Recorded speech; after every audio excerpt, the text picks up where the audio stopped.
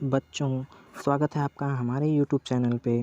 और आज की इस वीडियो में हम पढ़ने वाले हैं कक्षा 7 की हिंदी पाठ्य पुस्तक से पाठ 3 वीरों का कैसा हो वसंत। कक्षा 7 की हिंदी पाठ्य पुस्तक से पाठ 3 वीरों का कैसा हो वसंत कविता, और इस कविता को लिखा है सुभद्रा कुमारी चौहान जी ने। और इस कविता के माध्यम से उन्होंने वसंत के माध्यम से जो है वीरों के पराक्रम का वर्णन किया है कि वीरों का पराक्रम कैसा होता है। बच्चों, वीर पुरुष वह जो देश की सेवा के लिए सेना सीमाओं पर जो है तैनात होते हैं, उनका वसंत कैसा हो। हम बताते हैं बच्चों, वसंत एक मौसम होता है जिसमें पुष्प खिलते हैं, जिसमें जो है पौधों पर नई नई पत्तियां आती हैं और भंवरे और तमाम प्रकार के जो तितलियां हैं वह गुंजार करती हैं। एक प्रकार से आनंददायक जो है आनंद देने वाला वातावरण होता है। तो ऐसे में वीरों का वसंत कैसा हो जो देश की सीमा पर अपने प्राणों की परवाह किए बिना हमारे प्राणों की रक्षा के लिए खड़े हैं। तो कवित्री इस कविता में जो है उन वीरों के पराक्रम का वर्णन उन्होंने वसंत के माध्यम से किया है। तो चलिए आज का हमारा पाठ वीरों का कैसा हो वसंत शुरू करते हैं। इस कविता को पढ़ते हैं और इस कविता का भावार्थ जानते हैं। पहला स्टैंजा कवित्री कहती हैं, वीरों का कैसा हो वसंत, आ रही हिमाचल से पुकार है उदधि गरजता बार बार, प्राची पश्चिम भू नभ अपार, सब पूछ रहे हैं दिग दिगंत, वीरों का कैसा हो वसंत। पहले यहाँ हम समझेंगे, कवित्री कहती हैं कि वीरों का कैसा हो वसंत। कवित्री प्रश्न कर रही हैं कि वीरों का, वो वीर जो देश की रक्षा के लिए सीमा पर खड़े हों, उन वीरों का वसंत भला कैसा हो।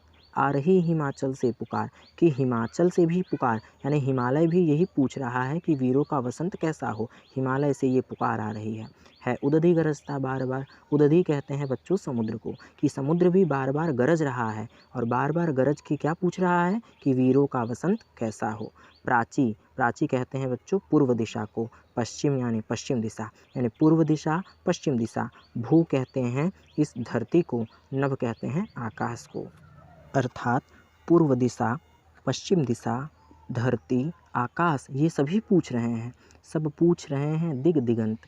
दिग का अर्थ होता है बच्चों दिशा, और दिगंत का मतलब होता है दिशाओं का अंत, यानी दिशा का छोर। कि दिशाओं के छोर यानी दिशाओं के अंत भी यही प्रश्न पूछ रहे हैं कि वीरों का कैसा हो वसंत, कि वीरों का वसंत कैसा हो। पुनः समझते हैं बच्चों इस पंक्ति को, कि वीरों का वसंत कैसा हो, हिमाचल से ऐसी पुकार आ रही है। समुद्र भी बार बार गरज के यही प्रश्न कर रहा है कि वीरों का वसंत कैसा हो। पूर्व दिशा, पश्चिम दिशा, धरती, आकाश और सभी दिशा और दिशाओं के अंत तक यही पूछ रहे हैं कि वीरों का वसंत कैसा हो। आई होप आपको समझ में आ गया होगा। हम चलेंगे अपने अगले स्टैंजा पे। कवित्री कहती हैं, फूली सरसों ने दिया रंग, मधु लेकर आ पहुँचा अनंग, वसुधा पुलकित अंग अंग, है वीर देश में किंतु कंत, वीरों का कैसा हो वसंत।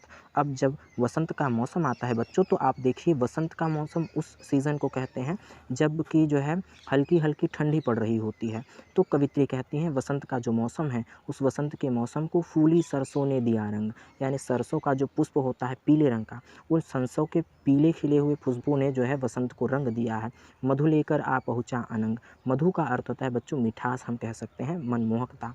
अनंग कहते हैं कामदेव को, कि कामदेव भी मधु लेकर आ गए हैं, यानी वसंत के मौसम में सरसों ने फूल कर अपना रंग दे दिया, यानी सरसों फूल गए हैं और अनंग काम देवता भी मधु लेकर आ गए हैं। वसुधा पुलकित अंग अंग, वसुधा कहते हैं बच्चों पृथ्वी, कि पृथ्वी भी अंग अंग से पुलकित है, यानी रोमांचित। पुलकित का अर्थ होता है बच्चों रोमांचित, कि पृथ्वी भी अंग प्रत्यंग से पुलकित है, रोमांचित है वीर देश में किंतु कंत।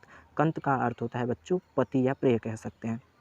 परंतु जो वीरांगनाओं के पति हैं, वीर हैं, वह वीर देश में है, अर्थात वह सीमा पर डटे हुए हैं। तो वीरों का कैसा हो वसंत, तो भला उन वीरों का वसंत कैसा हो। अर्थात यहाँ वसंत में सरसों के फूल खिल रहे हैं और कामदेव भी मधु लेकर आ गए हैं। पृथ्वी भी अंग प्रत्यंग से रोमांचित है, यानी चारों ओर हरियाली है, चारों ओर आनंद और उल्लास है। लेकिन जो वीर है वह दूसरे देश में डटे हुए हैं, वह तो सीमा पर डटे हुए हैं। तो ऐसी स्थिति में उन वीरों का वसंत भला कैसा हो।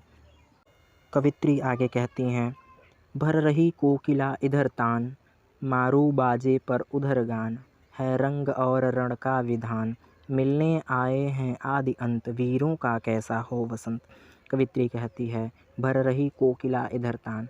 कोकिला कहते हैं बच्चों को कोयल को, कि वसंत का जब समय होता है तो कोयल भी बोलने लगती है, अर्थात कोयल अपनी मधुर वाणी में बोलने लगती है। तान का मतलब होता है बच्चों, यहाँ पे जो है तान का मतलब है राग। हम कह सकते हैं कि कोयल भी जो है अपनी मधुर राग में जो है बोलने लगती है। कहाँ वसंत होता है जब, तो इधर और उधर, यानी कि देश की सीमा पर मारू बाजे पर उधर गान। लेकिन उधर वहाँ देश की सीमा पर मारू कहते हैं बच्चों एक प्रकार का बाजा होता है या एक प्रकार का राग तुरही, जो युद्ध के समय बजाया जाता है। बिगुल हम कह सकते हैं कि युद्ध का बिगुल। एक तरफ इधर वसंत में कोकिला जो है सुरीली तान छेड़ रही है और दूसरा उधर मारू बाजे के गीत बन रहे हैं, अर्थात वहाँ युद्ध का नगाड़ा बज रहा है रंग और रण का विधान। एक तरफ तो रंग है, अर्थात एक तरफ आनंद है और दूसरी तरफ रण का मतलब होता है बच्चों युद्ध। एक तरफ आनंद है और दूसरी तरफ युद्ध है। मिलने आए हैं आदि अंत। और कौन कौन मिलने आया है? आदि का मतलब होता है प्रारंभ और अंत का मतलब होता है शुरुआत। अर्थात यदि यहाँ आदि का मतलब है यहाँ पर शुरुआत या प्रारंभ। एक तरफ तो वसंत का प्रारंभ हो रहा है, आनंद की शुरुआत हो रही है, प्रसन्नता और उल्लास है, और दूसरी तरफ जहाँ देश की सीमा पर जो देश के सैनिक लड़ रहे हैं उनके लिए वह अंत है, अर्थात वह उस युद्ध में मारे भी जा सकते हैं और जीवित भी बच सकते हैं। तो एक तरफ आदि है, एक तरफ आनंद है, एक तरफ युद्ध है, एक तरफ आदि है, एक तरफ अंत है। तो ऐसी स्थिति में भला वीरों का वसंत कैसा हो। पुनः से इस पंक्ति को समझते हैं कि एक तरफ कोकिला तान भर रही है, अर्थात सुरीले गीत गा रही है, और दूसरी तरफ देश की सीमा पर जहाँ सैनिक डटे हुए हैं वहाँ युद्ध का बिगुल बजाया जा रहा है, युद्ध के बाजे बज रहे हैं। एक तरफ आनंद और उल्लास है तो दूसरी तरफ युद्ध का मैदान है। एक तरफ प्रारंभ हो रहा है तो एक तरफ अंत हो रहा है। तो ऐसी स्थिति में भला वीरों का बसंत कैसा हो। कवित्री आगे कहती हैं, गल बाहें हों या हो कृपाण, चल चितवन हो या धनुष बाण, हो रस विलास या दलित त्राण, अब यही समस्या है दुरंत, वीरों का कैसा हो बसंत। कवित्री कहती है कि गल बाहें हों या हो कृपाण। गल बाह कहते हैं बच्चों गले में जो बाह पड़ता है, अर्थात गले में जब हम हाथ डालते हैं उसको, कि एक तरफ तो वसंत है, आनंद है, तो वीरों के गले में उनकी प्रेमिकाओं का हार का हाथ पड़ना चाहिए, यानी उनके गले में बाहें पड़नी चाहिए। लेकिन उनके गले में क्या पड़ा है? कृपाण पड़ा है। कृपाण का अर्थ होता है बच्चों तलवार, कि गलबाह हो या कृपाण हो, अर्थात तलवार हो या जो है गले में बाहों का हार हो। चल चितवन हो या धनुष बाण। चल चितवन का मतलब होता है बच्चों आनंद की दृष्टि से, या हम कह सकते हैं तिरछी नेत्रों से देखना, अर्थात भौहों का टेढ़ापन है, या धनुष बाण हो रस विलास या दलित त्राण। रस विलास का मतलब होता है बच्चों आनंद क्रीड़ा, आनंद और उल्लास, यानी प्रेम की वर्षा, यानी आनंद क्रीड़ा हो या जो है दलित त्राण हो, अर्थात पीड़ा हो। अब यही समस्या है दुरंत की समस्या। अब यही दुरंत का अर्थ होता है बच्चों अति गंभीर, हम कह सकते हैं कि अति गंभीर जो है समस्या यही है, वीरों का कैसा हो बसंत। पुनः समझेंगे अब हम इन पंक्तियों को। कवित्री कहती है कि चाहे गले में बाहें हों या तलवार हो, चाहे सुंदर चितवन हो, तिरछी भौहें हो या धनुष बाण हो, चाहे आनंद उल्लास हो, चाहे पीड़ा और कष्ट हो, अब यही समस्या गंभीर है कि वीरों का वसंत कैसा हो। कहती हैं कवित्री आगे की पंक्तियों में, कह दे अतीत अब मौन त्याग, लंके तुझ में क्यों लगी आग, एक कुरुक्षेत्र अब जाग जाग, बतला अपने अनुभव अनंत, वीरों का कैसा हो बसंत। कवित्री कहती है, देखिए यहाँ पर कवित्री ने बताया है एक तरीके से जो लड़ाई होता है, लड़ाई झगड़ा करने से कोई भी जो है किसी भी देश का हित नहीं हो सकता, युद्ध करने से किसी देश का हित नहीं होता। तो ऐसी स्थिति में कवित्री बताती हैं कि इससे पूर्व जो लड़ाइयाँ युद्ध हुई हैं उनका कोई परिणाम नहीं है। तो कवित्री उन युद्धों का उदाहरण देते हुए कहती है, कह दे अतीत अब मौन त्याग। अतीत कहते हैं बच्चों जो बीत चुका है, कि हे अतीत अब अपनी मौनता को, अपनी खामोशी को त्याग दो, अब बताओ लंके तुझ में क्यों लगी आग, कि हे लंका अब बताओ कि तुम में आग क्यों लगी थी। जब रावण ने जो है सीता का हरण कर लिया था तो उसके पश्चात जब उसने हनुमान जी की पूँछ में आग लगाई थी तो जो है उन्होंने पूरे लंका को अग्नि के हवाले कर दिया था। अर्थात सीधा सीधा हम कहें तो कवित्री यह प्रकट करना चाहती है कि युद्ध का परिणाम अच्छा नहीं होता। तो अब लंका में आग लगी तो उसका क्या परिणाम निकला? परिणाम यह था कि हज़ारों लोग उसमें मारे गए। एक कुरुक्षेत्र अब जाग जाग। कवित्री कुरुक्षेत्र का उदाहरण देती है। कुरुक्षेत्र बच्चों वह स्थान जहाँ कौरवों और पांडवों का युद्ध हुआ था, उस युद्ध का भी परिणाम अच्छा नहीं निकला। उसमें भी असंख्य अनगिनत लोग निहत थे और अनगिनत बेकसूर लोग मारे गए थे। और उसके हम अभी तक उसका परिणाम भोग रहे हैं। बतला अपने अनुभव अनंत।